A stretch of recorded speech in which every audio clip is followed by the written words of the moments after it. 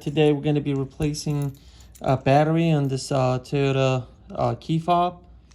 This is from Tacoma. This is an older version key fob. We are going to be using this Energizer CR 2032.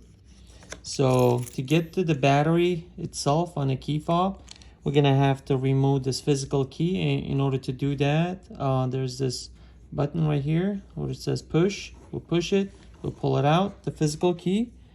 And to open the fob itself, the key fob, we are going to be inserting this physical key, the tip of the physical key, into this channel right here.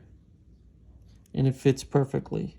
So as such, and while we do that, we just turn it slightly ever so to open the fob itself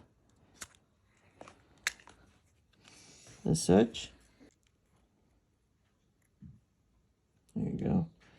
And here is the battery.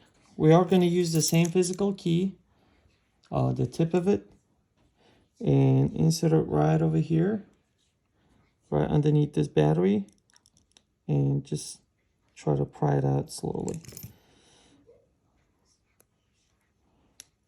And that's how we get the battery out. So now we're going to get this new battery out. Put in the back will be the same exact process in reverse.